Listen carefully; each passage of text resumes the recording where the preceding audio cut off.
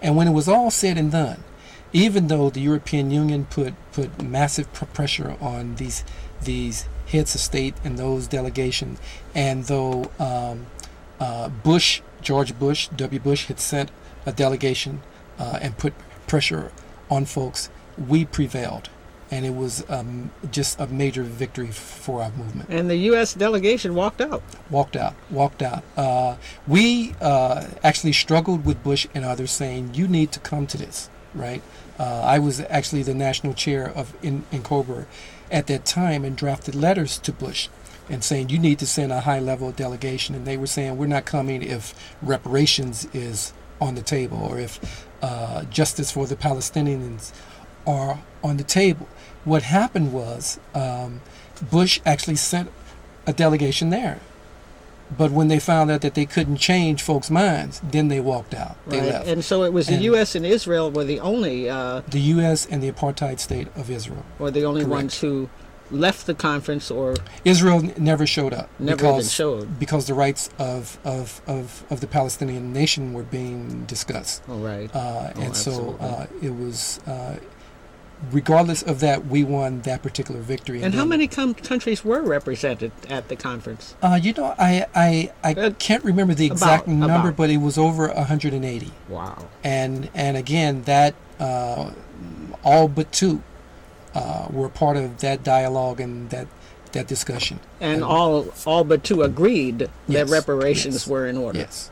All right. Mm-hmm. Now, some people would say reparations take different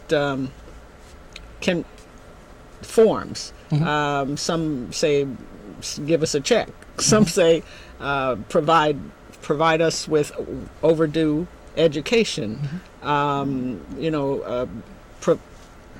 College education, universal education for our people. Mm-hmm. Others want reparations in the form of housing and so on. Talk a little bit about the kinds of repairing the damage that you've proposed. Yes. Well, again, we're the movements that I've been a part of, including in COBRA, are coalitions. And so we have different opinions and different strategies as well. And so I'm one who believes in Kujichagulia, in self-determination. That's what it means in Kiswahili.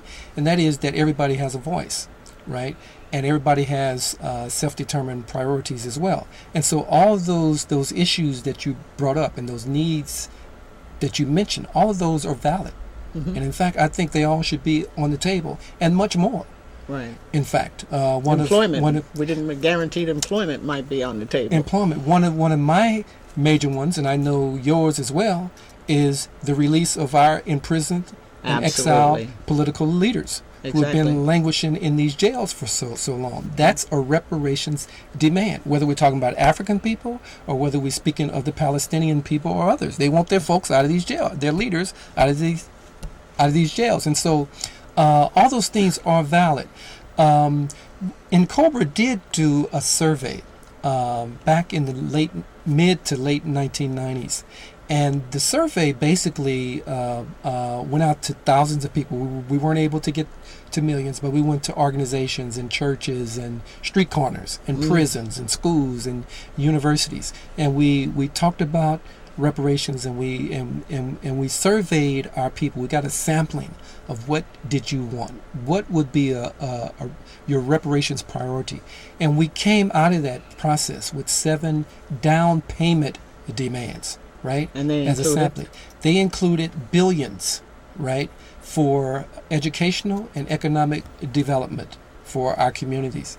They included the release of incarcerated family members with training programs, with health care, because many of our people, including my own family members, are in jail because they're sick.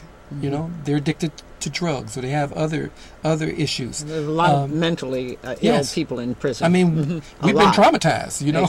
Absolutely. And we've never been able to deal with it. Healthcare is another. There were issues, again, of our imprisoned leaders, our political leaders being released.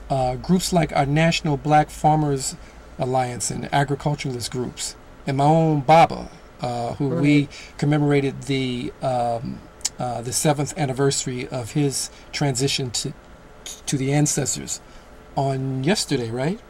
It was the 3rd of September. That day I'll always remember, 'cause that was the day that my daddy graduated to ancestors. See, my daddy was the family stone. He wasn't a Rolling Stone. Okay. But his transition day was yesterday. Mine was a Rolling Stone. Okay.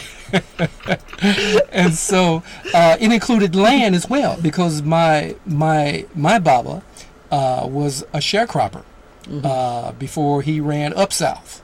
He and his brothers ran up south to escape the oppression, and my mama's as well, but they stole the land from my grandparents. Right. And so my parents had to go to sharecropping, and that's where they spent the first I 20 years. almost forgot to. This is so fascinating. Yes. I forgot to open the live line. Uh-huh. If you'd like to call in and ask Jahahara a question, please call 415-621-4473. I wanted to ask you about Deirdre Farmer Pellman, Yes. who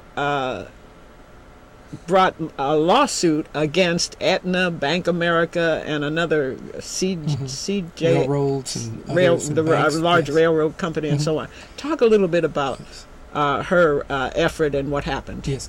Deirdre is another brilliant and beautiful African woman who is a member of NCOBRA, and she's also formed what's called the Restitution Study Group.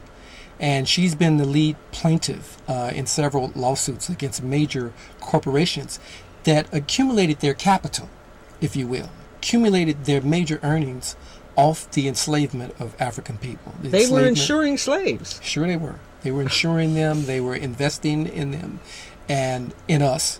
Like I say many times, the enslavement of African people was not just a down south thing, it was an up south thing.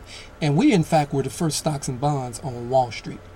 And so what Deirdre's lawsuit did was Deirdre and others, because these lawsuits were combined as well, it attacked the very essence of the United States and this capitalistic society, because their wealth, again, was accumulated on two major axes.